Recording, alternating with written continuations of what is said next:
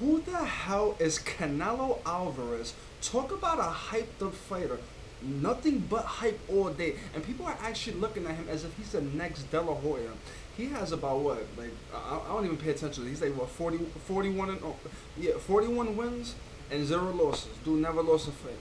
Okay, he has Shane Mosley under his resume, who, I could beat Shane Mosley right now. And he also has Jose Cito Lopez, who only, I only seen him fight Victor Ortiz and made him quit. That was the only shot he ever had. Part of the reason why Canelo has a lot of wins is because of the simple fact that in Mexico they scout you quicker to fight more. Had he been having fights in America, he would have had 41 victories, and he would have possibly had lost already. And then there's actually people thinking that he could be Floyd Mayweather. And back in the days, I never used to like Mayweather until I started studying him more, even though, he's still an arrogant person. But Canelo has absolutely no chance against Floyd Mayweather, and people are actually going to put their money up against him. I give Canelo up to about 2 more years, and nobody's ever going to keep looking at him. I mean, that's my prediction upon Canelo Alvarez. We've witnessed the biggest robbery of the decade between Pac-Man and Timothy Bradley. Now, Pacquiao being my favorite boxer, had he lost that fight and got his ass kicked, I would have been like, Bradley's that nigga. Bradley's that new nigga. But it was the other way around. This dude got his ass kicked the whole entire fight. And for some strange reason, the judge was probably drunk on crack or some shit when he was writing down the report, gave it to Bradley. Unless if that was a fixed fight, an inside job, not sure. But because of that, now they rank Pacquiao lower. And from what I checked, he's no longer the pound-for-pound #1 best fighter in the world. Which basically I think they're ruining his legacy because there was no fighter that was able to beat him. And personally, I don't even think Pacquiao's in his prime anymore.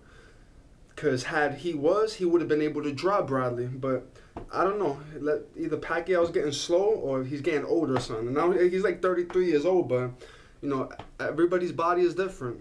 Everybody's body is different. Now, there's a lot of talk about the last 3 fights that happened, basically the trilogy between him and Juan Manuel Marquez.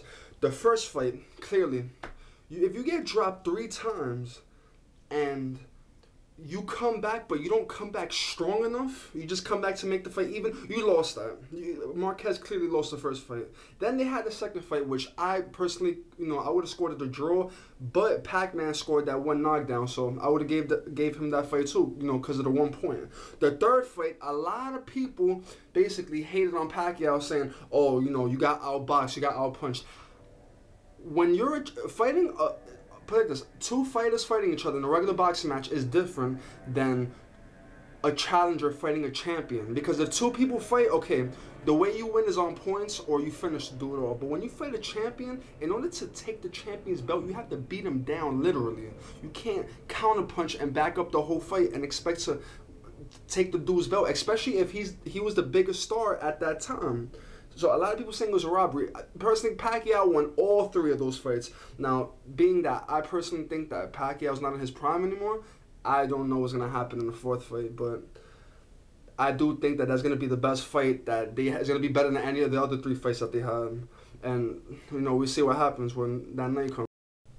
Then you had another Mexican fighter fight in a big showdown against Sergio Martinez. And the only difference between Chavez and Marquez is that Chavez doesn't drink hot dog water before all of his fights, basically. So, and Marquez, even though he does that, Marquez is still a better fighter than Chavez is. But Chavez fought Martinez. Martinez kicked his ass the whole fight.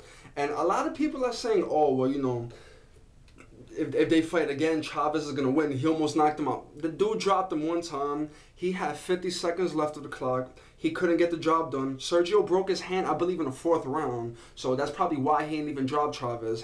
He would have never broke his hand, he would have ended up finishing Chavez before the 12th round. So that's another thought that a lot of ignorant people are thinking about. Because lately, all I've been hearing was ignorant comments and ignorant thoughts. And, that's basically how to clear that out, basically. Now, people say Pacquiao Marquez 3 was a robbery. If that was a robbery, then Miguel Cotto and Floyd Mayweather was a robbery. had Mayweather and Cotto fought in a regular fight, I would have said, okay, Mayweather won that. He outboxed him. You know, he scored more points. But Cotto came in as a champion. Mayweather did his thing, but if you actually look at the fight, Mayweather did not do enough to actually take Cotto's belt. I'm not saying Cotto won that fight. I'm saying that fight should have been a draw, basically. And seeing that a lot of people is favoring Marquez over the fight with Pac-Man, you don't really see nobody favoring Cotto. And Cotto did more damage to Mayweather than any fighter has ever done in history, or at least in his professional career. Amateurs, I don't even know about, because Mayweather lost a few fights in the amateurs. But you know, every professional boxer doesn't even count that.